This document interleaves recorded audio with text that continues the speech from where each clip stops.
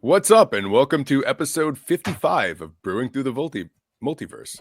We're a Magic the Multiverse. Gathering podcast, the Multiverse. I'm Mike. And I am Joel. And I'm Troy. Oh, he's snapping the liquid deets. Not even. It's an IPA. Yep. It's a non-alcoholic. Yeah. Oh, yeah, brother. Your boy's staying healthy. That's good. Feeling great.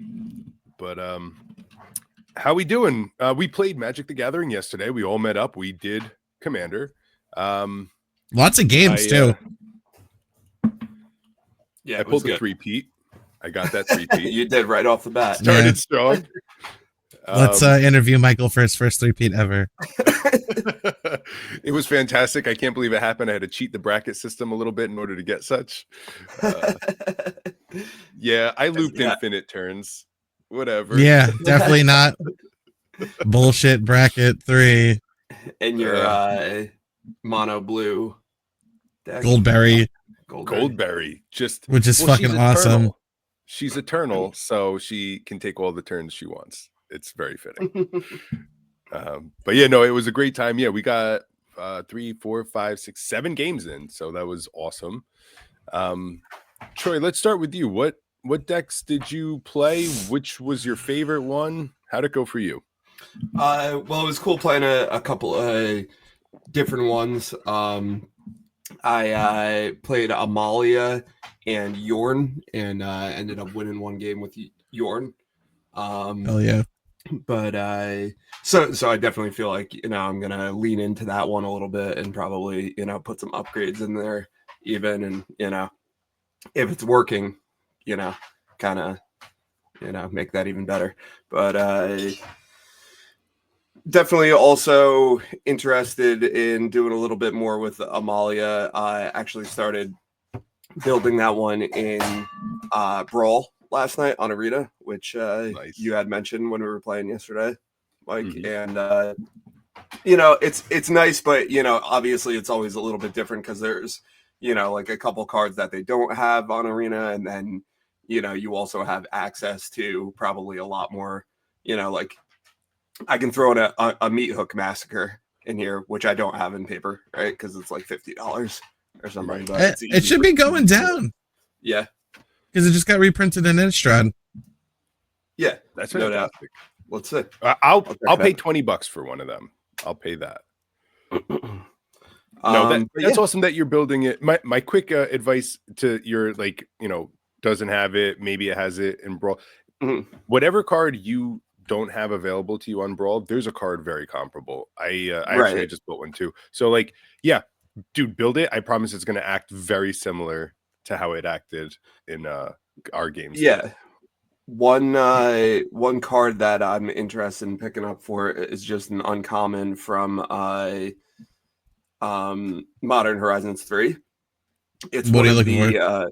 it's Glasswing Grace. It's one of the what do they call them? NDFCs, right?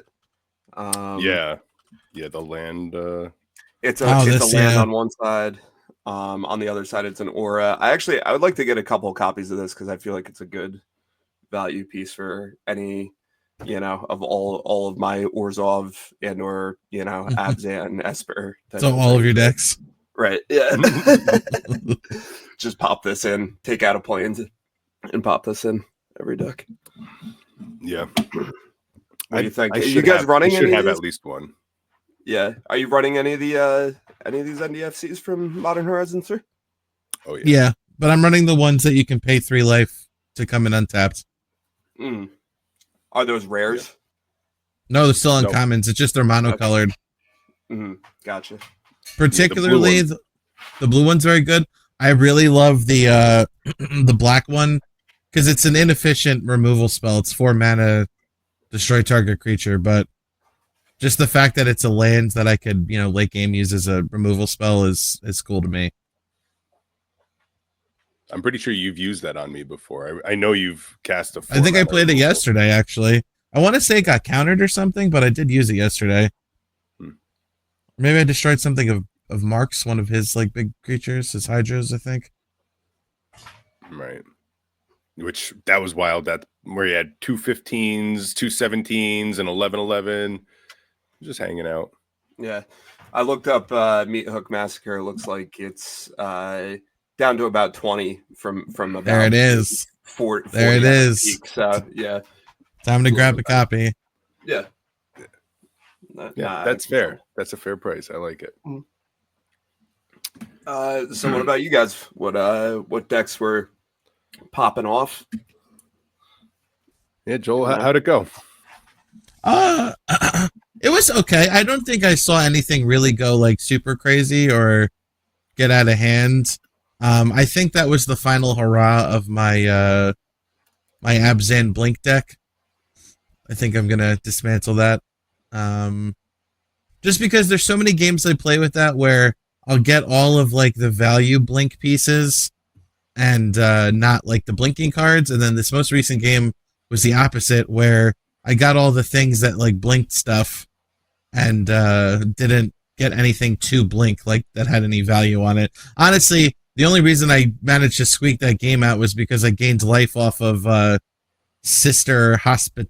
I don't know really how to say it. Hospitalier, I like to say, but Hospitaler, the Warhammer 40k card, which gained me some life from bringing things back from the graveyard with Mother Machines. But otherwise, yeah, it doesn't excite me anymore. So sometimes I like having those games where I fall out of love with something, so I know like, okay, it's time I can scrap this finally, like because I've held on to it for a long time, and I feel like it's run its course. And that definitely still did work. Did you win that game where you? I remember one game you ended up pulling a bunch of stuff back out of the graveyard. Like that was that game, but that was all due to Mother Machines doubling like the bring back trigger. And it was good shit. Yeah, but still, who ended up winning that one? No, me. Yeah, okay. Yeah. That came down to like both of it was actually you and I think it came down to like a couple life. Okay. Yeah. Mark backed out due to being frustrated, which is always a win con you can count on with Mark. Is just him just giving up. Well, he got us with that a couple times too, right? With that Azorius he was running. Which one? Abuelo something? Yep. Yeah, dude, actually, I wish he was here to talk about Abuelo because I feel like Abuelo, he made this deck and it's super tight, and I feel like he very rarely has nothing to do or runs out of options. But I feel like Azorius is such a hard color to play against because you run into the situation where the person playing blue and white is not a problem until they're a fucking huge problem and they're getting all this value.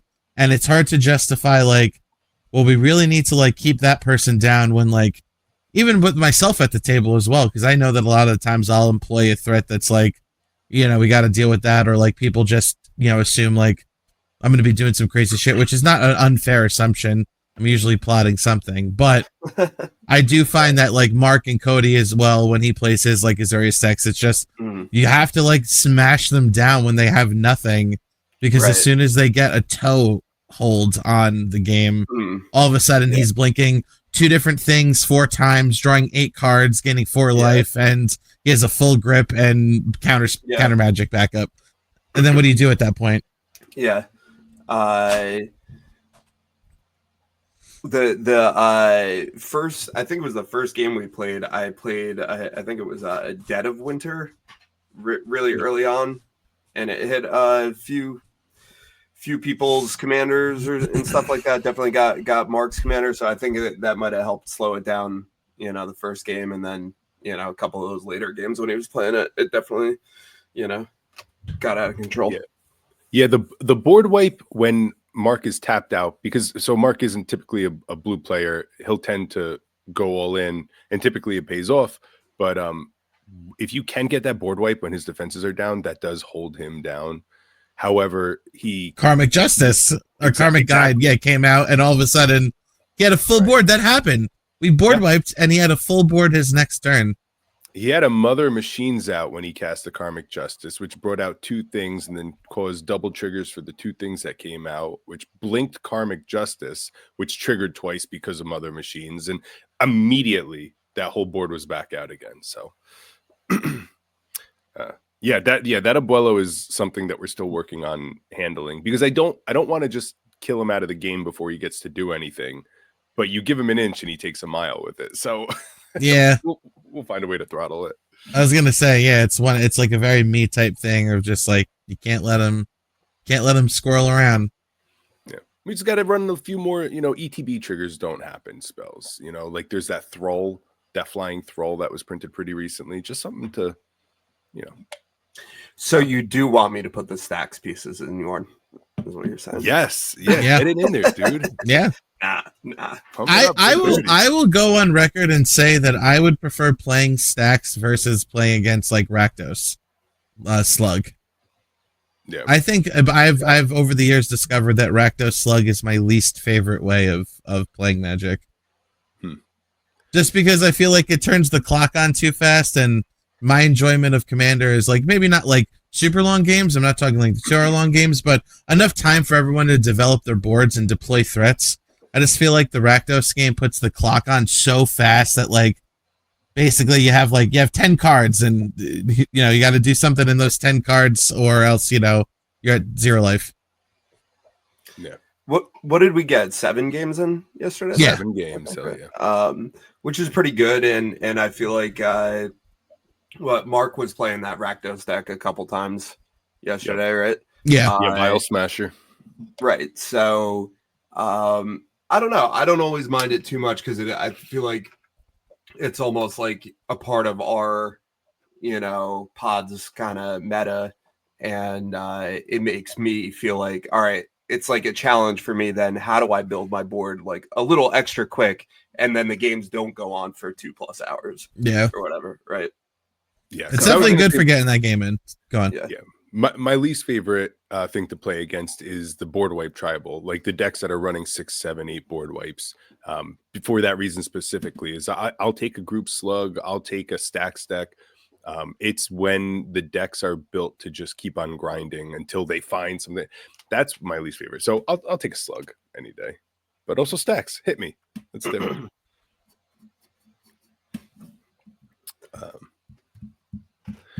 Yeah.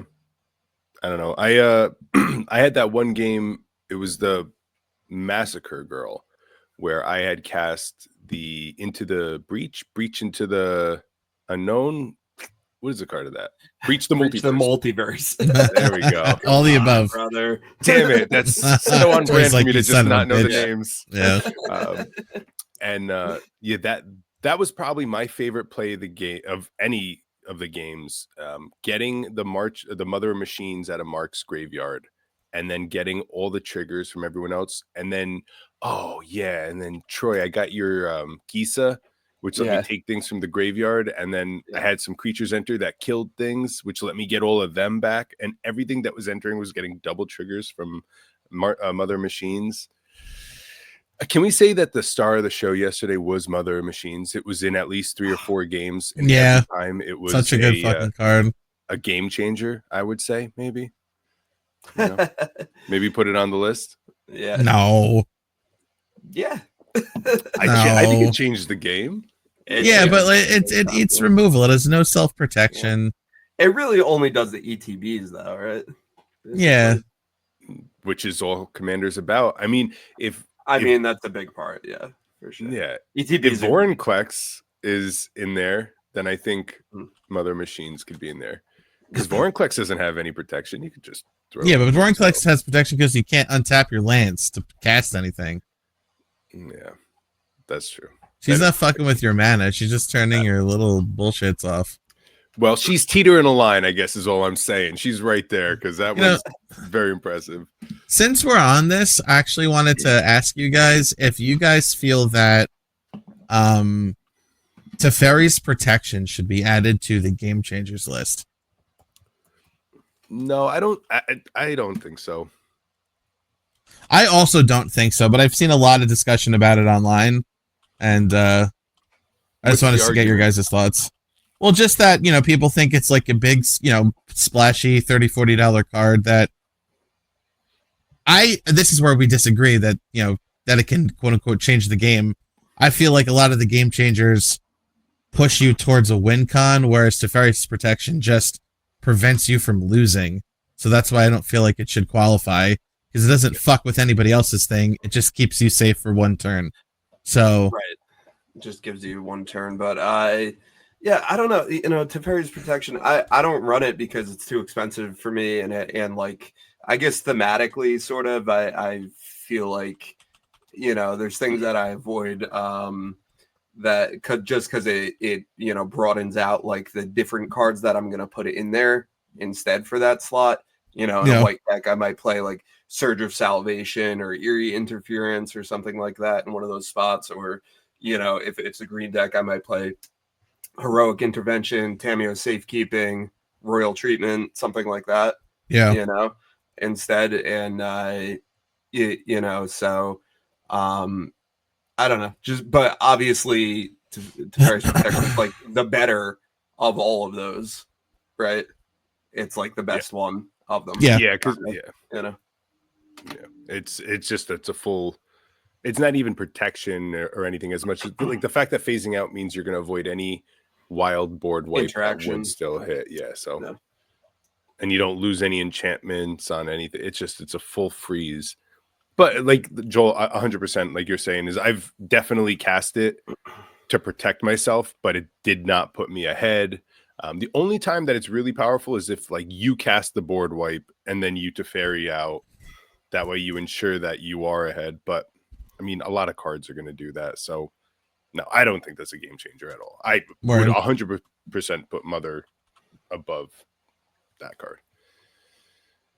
We got Dawn's Truce as well as another one that they. That's Kmart Teferi's Protection. Hey, yeah, well, but it's also Kmart prices, right? True. Oh yeah, you're not wrong. There's a reason. Also, Gladriel's Dismissal pseudo. There you go. Yeah. It's Kmart prices. I like that. That's that one. So that one, Galadriel's Dismissal. Wasn't that only in the like scene what box? Do they call those ones? The scene boxes from Lord of the Rings, right? So that one's probably a decent price too. Right? I picked one of those up early as soon as I saw it because I ultimately wanted all of the Teferi's Protection clones, but I think I have Dawn's Truce in something. I forget what it is, what it's in, but I definitely wish it was a Teferi's Protection every time I see it. Troy, can you recall that there was an aura spell that you cast in Ariet, the Beguiler?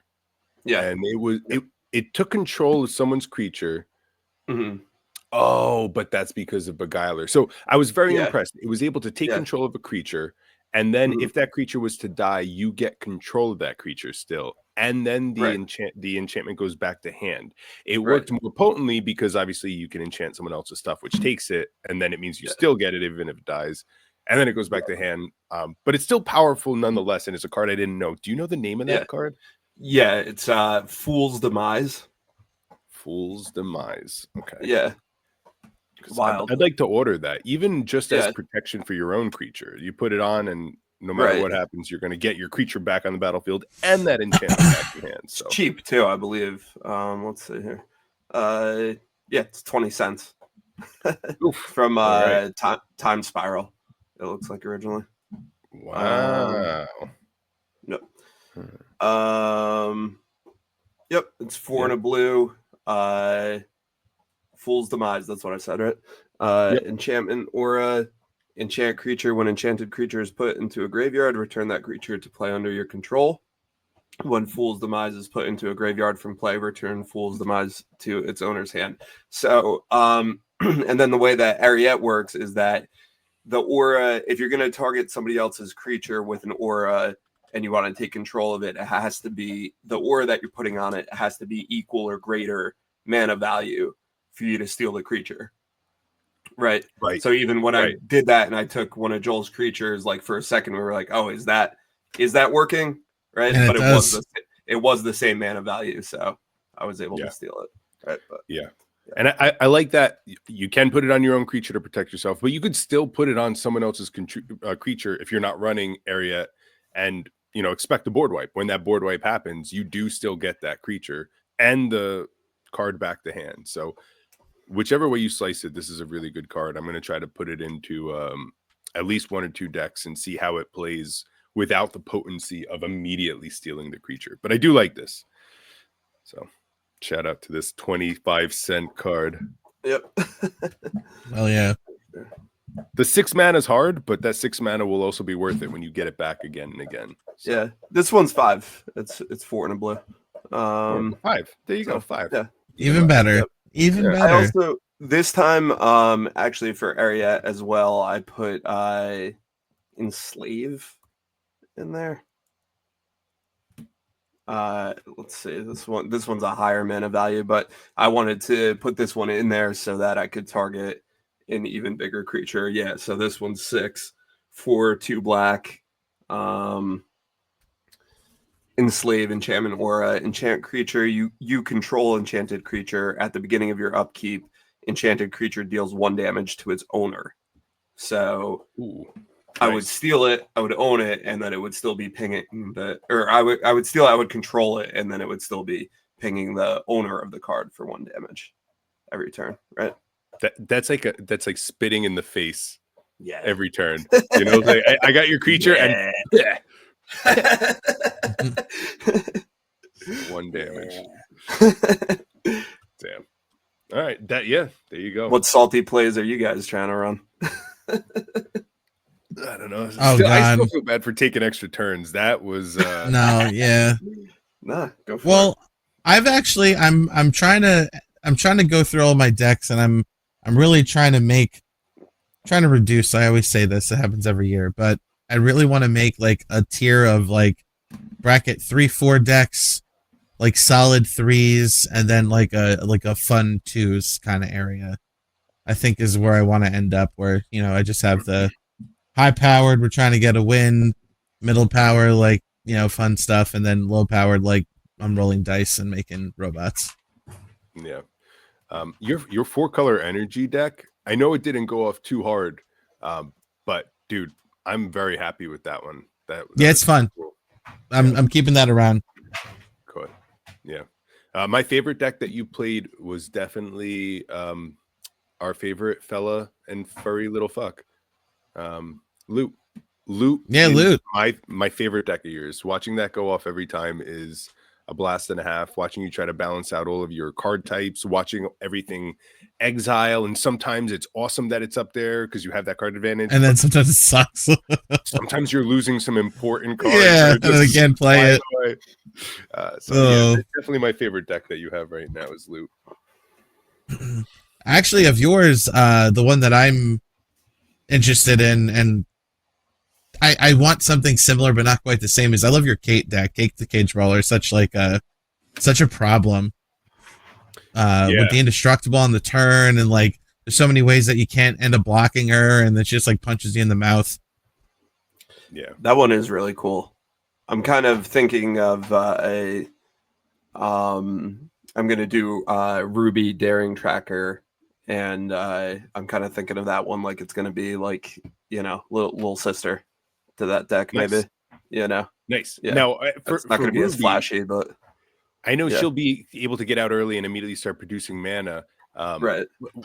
Are you looking to put out a bunch of big creatures? Are you looking to? Yeah, I'm probably going to go that way, and probably also go with like, you know, +1/+1 synergies, stuff like that. You know, +1/+1 synergies, hasty stuff. You know, generic green red good stuff. You know. I see you running Alana and Helena as the commander for that. Then it's that would be in there, card. But yeah. No, I definitely would put that in there. But I think I want to do Ruby because I like cheap commander. I like cheap mana costs for the commander. Yeah, you know what I mean. That's the biggest thing. It costs 2. Yeah, I've been I've been working on being able to play things that build decks that really focus on, you know, playing your commander and taking advantage of, you know, that. So a lot of times wanting to get your commander out as early as possible. Right. Yeah. So then, Joel, you're going to build the Wolverine deck because that's close to it and just fun. I'm seriously considering. However, was actually going to ask you guys. I need a recommendation because the deck type that I don't feel like I have represented besides Eldrazi, but I don't feel like that counts because that's like a whole nother bag of worms. Is like just a deck that plays big beaters. I have a Kalia deck, but I don't want to keep it together only because as soon as Kalia gets removed, it's kind of shitty because you're stuck with all these high mana cost things in your hand you can't play, especially without green. And I just have a bunch of big things that don't have a home because I'm not really playing anything that just plays big creatures. So, if you guys have any big creature deck recommendations? I mean, I don't want to play like Mael. We've seen Mael before. I don't know if there's anything other more unique or fun.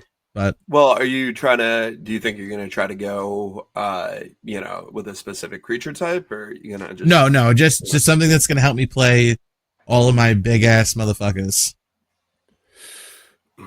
What's the the guy from Dungeons and Dragons? Bolo, the guy who every creature type has to be in like Volo. Right, yeah. I mean, that'd be a weird build for that. That actually would be really good, I would think, right? Yeah, but that wants one of each different type of creature types, and you want weird ones so that you don't like overlap. Like you can only have one dragon. You want like fucking seal and Vishino and all weird shit. Well, do they have to not include? I think they have to have different types, but they could include a different type, right? So no, yeah, for sure. You can double out like that. You could do like I don't know why it's coming up. Like there's Scorpion Dragon from Thunder Junction. You know what I mean? Like, yeah, get that Scorp in there. Just if you run something that has like a subtype or whatever that's different, then they could all be good. Still, yeah. What is that one called? Volo Guide to Monsters. Yeah. I was thinking maybe Animar because it has green. I mean, Animar is always an option. I guess Volo is also only Simic too. Yeah. So. Well, you can partner him with anything, right? That's the background. Well, that's there's the blue one. There's the mono blue one with the background, and then from Forgotten Realms, there's a Simic one. Which one has the claws for the creature type? The Simic one, I believe. The one. Oh, okay. Yeah. So not the mono blue one. Right. Let's see what the other one does. All right. So you could also go with Radagast. Both Radagasts are a good option. Yeah. Oh shit. But what colors are Radagast? Simic for the second one. So Radagast, Wizard of Wilds, is a 4-mana 3/5 with Ward 1. Beasts and birds you control have Ward 1. So you could go kind of beasts and big old birds. And then whenever you cast a spell with mana value 5 or greater, you can choose to make a 3/3 green beast creature token or a 2/2 bird flying creature token. And obviously they would all have ward. So it would be like a sub ward, play things big, pump up tokens. Play things big. Yes. And then, I mean, Radagast the Brown is pretty much Volo, except when you attack with creatures, they'll bring other friends out with them. So you could cheat. Doesn't this Simic Gandalf is also a big creature? Is when you cast more than something with mana value 5 or greater, right? Too. Yes. Yeah. So So you got a bunch of crazy wizards to choose from out here, basically. Yeah. Troy, I know you said you went and built Brawl yesterday. I also did the same. I built Mendicant Core on Brawl. Oh God. Dude, I love this fucking card. I'm having fun with it, and I think Brawl is where it's at. Like you had said, it's a 2-mana commander. It'll start the engines right away, and being able to double its triggers with Roaming Throne or anything to where you can copy an artifact the second time, making 3 of an artifact. It's just it's something I'm going to explore, and I think if I do build my next deck, and because we are in the Woo year, I think it's going to be Mendicant Core. Mendicant Core, is that going to be your Woo year entry? Yeah, I think so. Damn, I'm still waiting on mine. It'll show up. Yeah, maybe later in the year. We got a lot. Abuela was just such a good entry. Yeah, and Mendicant Core is going to be disgusting too. Mm-hmm. Yeah, I might actually break up Massacre Girl, not permanently, but just so I could take a lot of the artifacts that I need to get Mendicant Gore going, and then put it in a real if I don't like artifact deck. Mendicant, yeah, make it a real one. But then if I don't like it, then I can always put it back. I'll still have a core to do, anything mono black that I want. I mean, she's ready. I'll just find something else to do with her. So that'll be my next build for sure. Mendicant Core. Thanks, Brawl. You should get on Brawl, bro. 0%. It's the best format in Magic. 0%. I didn't get to finish this deck yet, so we'll see how it plays out. You were saying that you're finding a lot of aggro on the Brawl ladder, I guess, on Arena, right? Yeah, honestly, you're gonna run into Joda the Unifier the most, which is such a bummer. Who the fuck builds that deck? That is a cool card, though. Yeah. It's just hard because like on Brawl, you have Mana Drain, you have Cyclonic Rift, you have all these banger cards, but you don't have to pay for them. It's just a wild card. So when you're going against things, I mean, I just went against a deck where it was like turn 1 Chrome Mox, turn 2 Rhystic Study, turn 3 Joda the Unifier, and I'm like, okay. I'm playing Mendicant Core, bro. What the fuck is happening? Nice. Yeah, there's that, but it's a fun way to test. It's wild. Yeah. Isn't that card's great, Joel? I'm sure you have Gwenna in that deck, yes. right? Yeah, Gwen is awesome. It just works so well. The synergy between those two, I feel like, is really good. Yep. What Gwenna do? Taps for 2. Yes. And then if you cast is it their power? I think maybe a creature with power 4 greater. It untaps itself, and you can just keep abusing it. Damn. So you can keep tapping it for 2. Yeah, she good. So I just lost reading on my smoker. Gentlemen, keep talking. I'm gonna go check it. I'll be right back. Word. So then actually perfect transition into Troy, have you been following any of the spoilers for either Tarkir or Final Fantasy?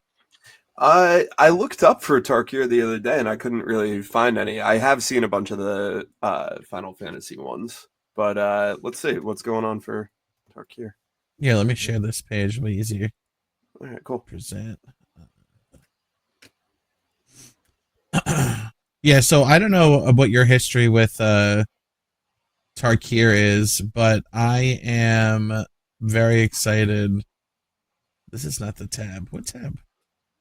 Yeah, I'm not too familiar with the set, but there's one red card. I think, what is it called? Cons or Dragons or something, I think.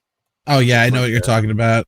Yeah, that Infinite is clearly from this set, and definitely always did work when I played it. I had it in a Gruul deck. Okay, Outpost Siege is what it's called. Cheap card, 20 cents, but it's actually works really well.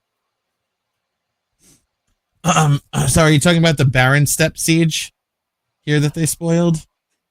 So no, let's see though. That might be kind of similar. The one that I was talking about is called Outpost Siege. Oh, the mono white one? No, it's red. Or is it black? It's red. Yeah, 3 in a red. As Outpost Siege enters the battlefield, choose Cons or Dragons. At the beginning, Cons at the beginning of your upkeep, exile the top card of your library. Until end of turn, you may play that card. Dragons, whenever creature you control leaves the battlefield, Outpost Siege deals 1 damage to any target. So honestly, I think the Cons mode is probably a little bit better. It's like red, kind of like red Phyrexian Arena. You know. So this one that they spoiled, there's going to be another series of sieges. Okay. Cool. This is going to share the color of the two like warring clans. So the one they showed was Baron Step Siege, which is 2 white and black. ETB, you choose Abzan or Mardu. If you choose Abzan, Beginning or end step, you put a 1/1 counter on each creature you control. If you choose Mardu, at the beginning of your end step, if a creature died under your control this turn, each opponent sacrifices a creature of their choice. That's pretty cool. Yeah, that's pretty good. Yeah, so I'm excited to see. I'm excited to. Oh, I loved also the altar. I want to scroll down to this. This is fucking cool as hell. The battle map. That does look good. Looks like a chessboard almost, kind of. I don't know. Yeah.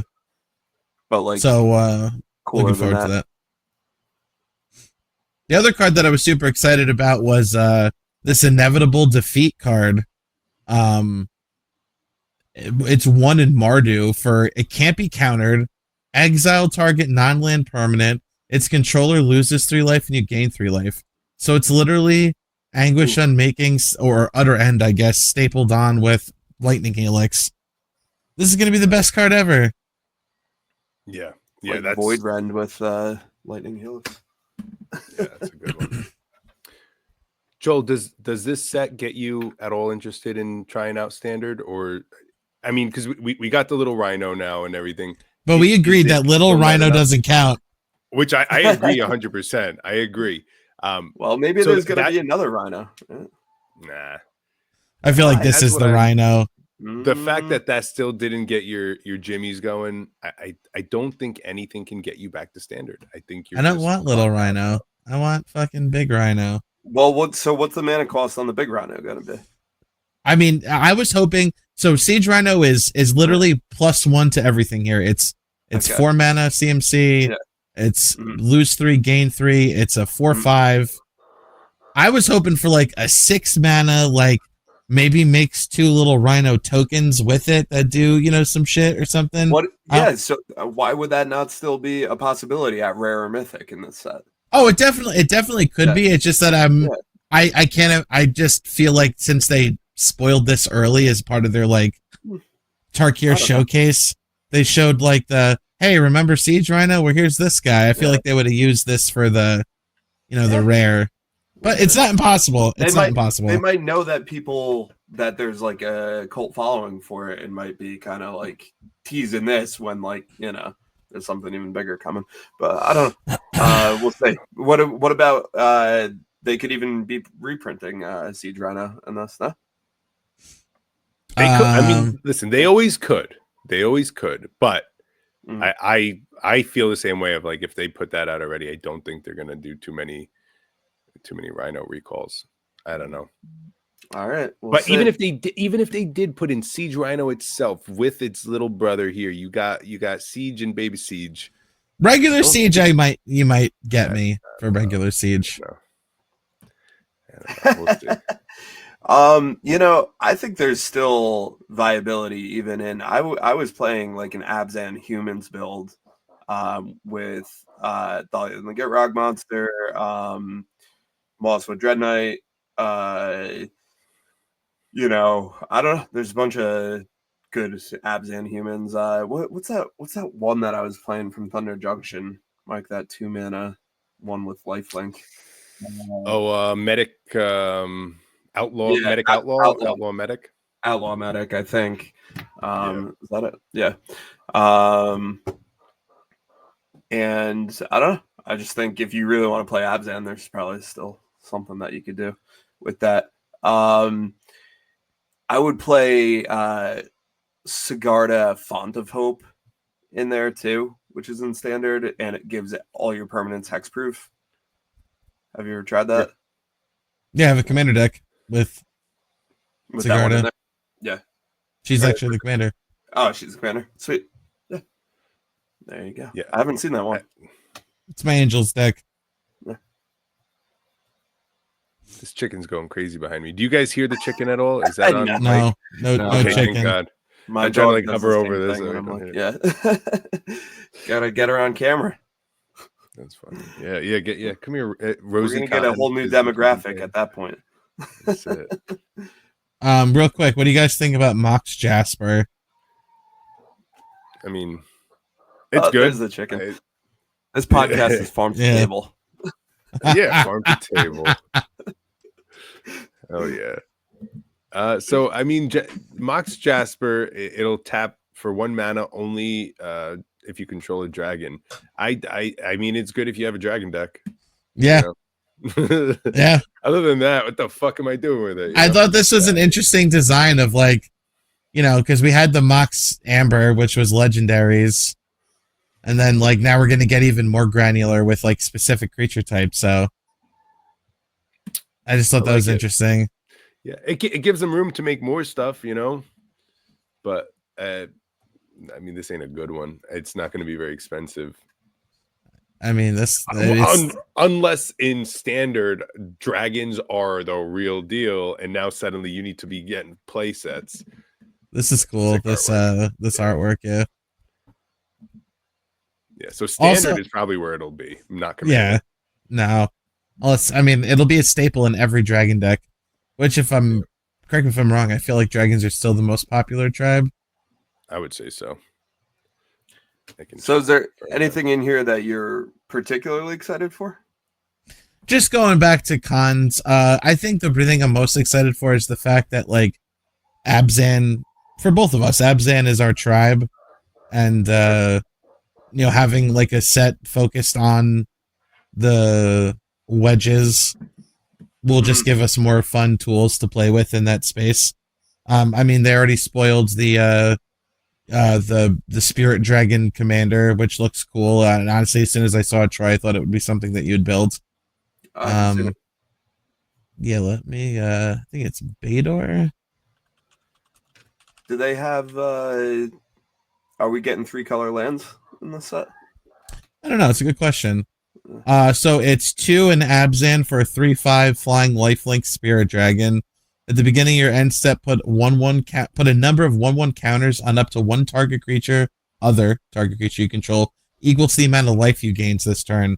Return up to one target creature with mana value less than or equal to the amount of life you lost this turn from your graveyard to the battlefield. Damn. Oof. So that's like the most Troy shit I've ever seen. That is awesome. I do love that. I don't know. We'll see. I can see I feel like that deck might be a little expensive. I would want to put in a bunch of dragons in there. You can slot that bitch right in your food stack. You're gaining life. Old Gnawbone. Yeah. Yeah, no, definitely. I could pop that in there for sure. Just as a yeah.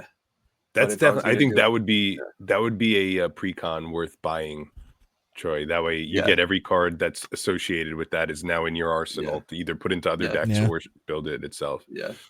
Well, the theme of the Abzan pre-con, because they did show the themes of all the decks, is toughness matters.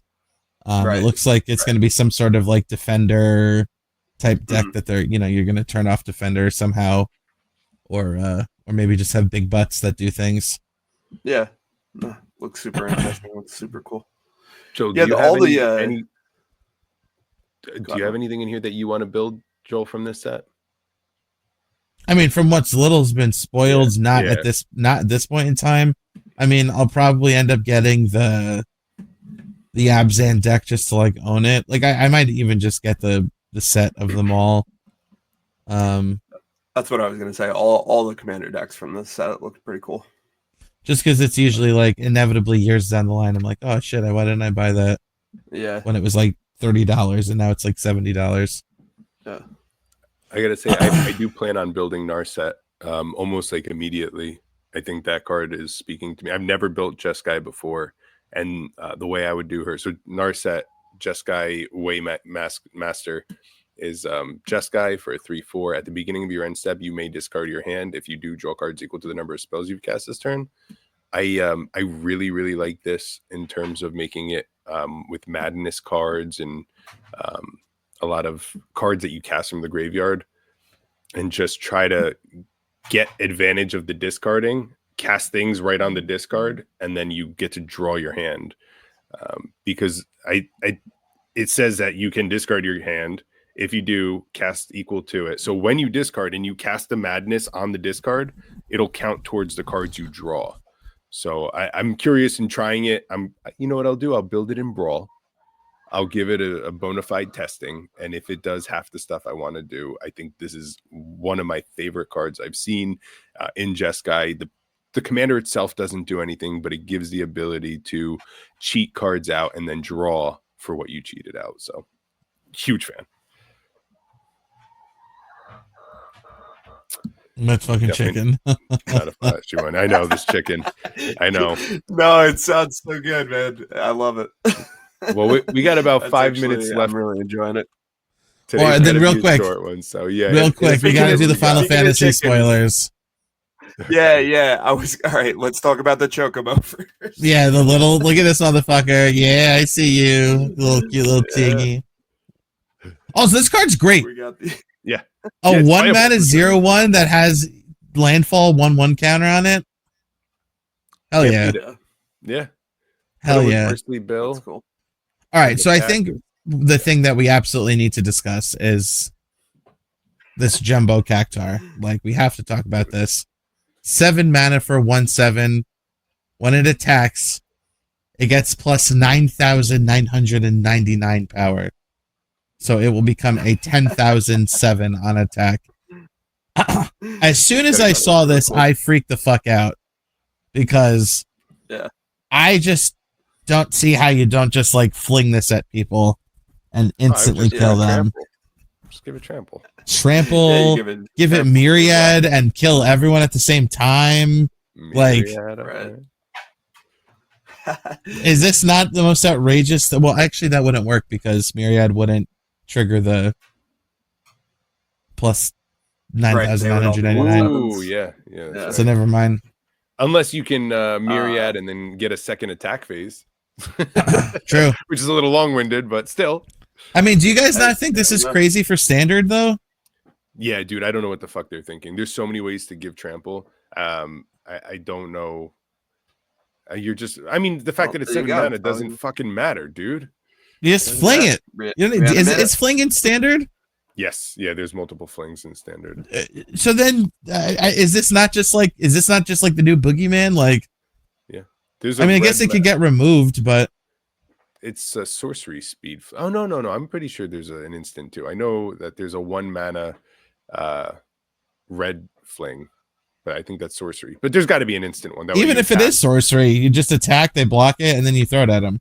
Yeah, but I mean, you want the instant because you're going to attack. They're going to try to remove it on attack, and then you're like, "Baha!"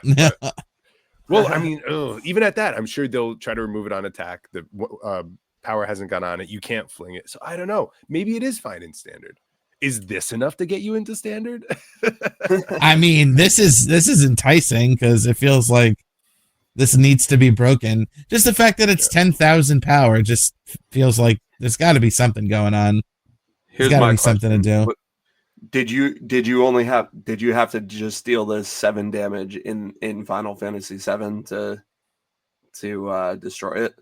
You know what I mean? When you came up against how you killed him? Oh, I don't recall. That's what I'm wondering. You know, I don't know. That just would be, good flavor. I knew they would always run away from me before I ever got shit done with them. Never knew.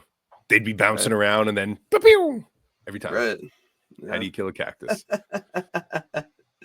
I don't know. What did you get? Did you get good items or something? I don't know. Never killed one. Or maybe the internet wasn't around for me. Maybe you had to do it a bunch of times. All right, let's see. I want to say that they were like very skittish and they ran away. Right. Cactuar lore though. Yeah, but if that's the case, then you must have if you could kill them somehow, you probably got good items or something like that, right? Yeah, probably some rare shit. Rare symbols, maybe. We haven't seen too much from Final Fantasy. A couple things I wanted to point out is absolutely love the old art on I guess this is gonna be the special guests or whatever, but like, dude, this ancient copper dragon is incredible. Yeah, dude. Fucking awesome. I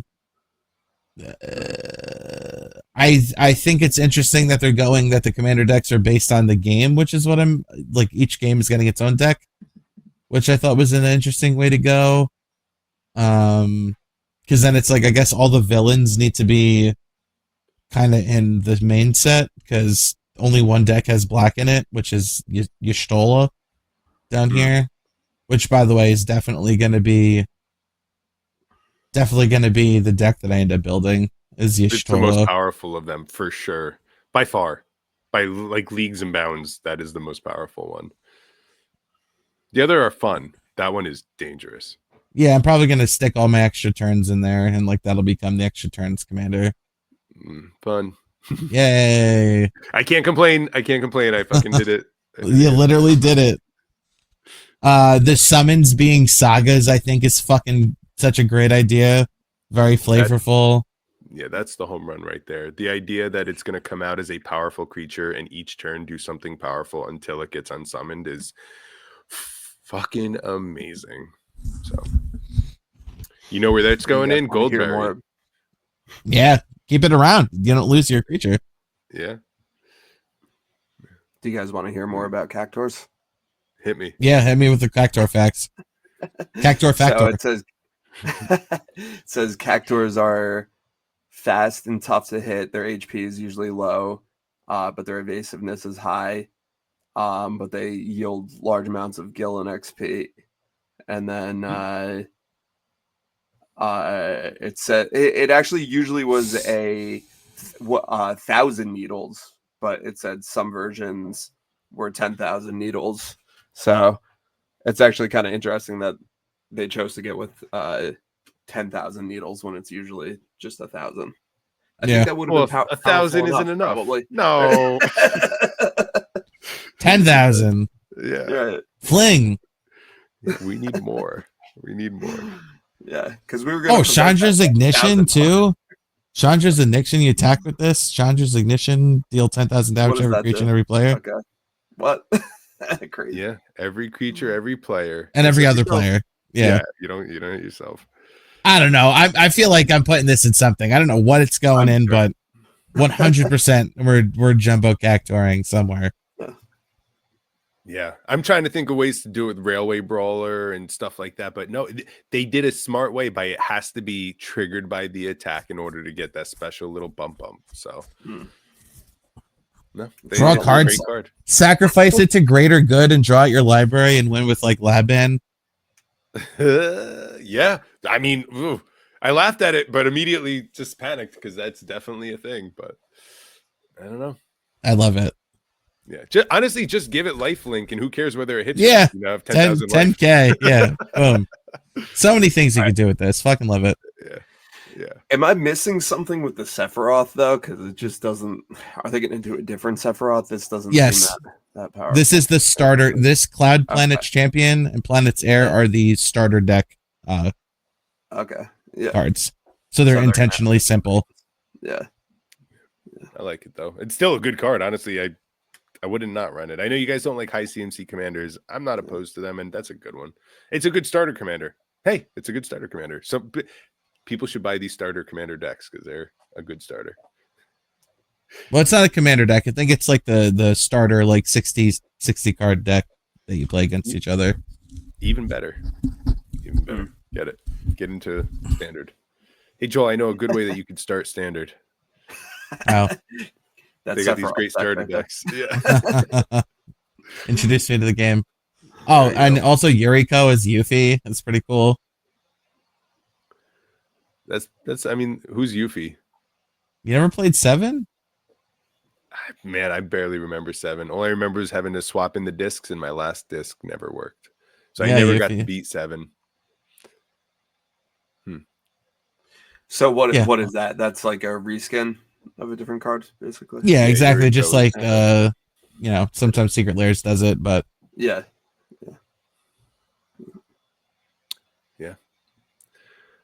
I'm pumped to see more cards from this. I'm pumped to see more cards from cons. It's a little overwhelming to balance these two sets that I'm so excited for, and they're just throwing cards. And they're coming back to back, which is even worse. Yeah. Our wallets are going to be hurting, man. But yeah, and then we got rotation coming up in August. That's what I'm. So rotation comes with Final Fantasy then? Is it June? Then, or is it the next one after that? I thought it was at the end of summer. Oh, so then it's Edge of Eternity's rotation? That sounds right, but I want to say it's in August that happens. Word. I mean, this cadence of every 2 months is wouldn't be a problem if I didn't give a shit about like them. Like for Aether Drift, it was like whatever. Like I don't really care. I don't feel like I'm missing out on anything. But 2 back-to-back sets that I'm excited about is rough. Yeah, I'm checking for standard rotation, and I can't find it. Here we go. Rotation at Q4. So yeah, the August rotation will be it. Word. And we're going to lose Dominaria, United, The Brothers War, Phyrexia, All Will Be One, March of the Machine, March of the Machine's Aftermath. Nice. Children's finally put to rest. Yeah. Yeah, Wilds of Eldraine will be the start of Standard at that point. Nice. Yeah. Which is awesome because it'll keep Lost Caverns in there, which is one of my favorite sets to build out of. So. Yeah. No, I think it's going to be actually a really cool pool of cards once rotation happens. Yeah, for real. I'm ready. I'm always ready. I'm gonna keep on building. Standard forever, dog. It's the ability to play on Arena all day, every day, and just constantly get reps in of whatever I want to build, whatever play against whatever's out. It's just I don't know. Magic is the best game, and I haven't gotten bored of it. Not a single time. All right. Listen, we got a lot to go over next week. I'm sure we'll have tons more straight fiending. Really, it is a problem, but we'll have tons more to go over next week. Joel, I think we get to play Commander on Sunday, so yes, sir. we might have to change our recording day. Maybe we take a week. We'll figure it out. But yeah, anything to make sure we're playing Commander. That's priority. But on that note, gentlemen, I got to go get this brisket. I'm fucking stressing over it because my phone isn't registering the temperatures. So I got to go take care of this. And until next week, gentlemen. All right. Take it easy. It's the bottom of the glass. Take it easy. All right.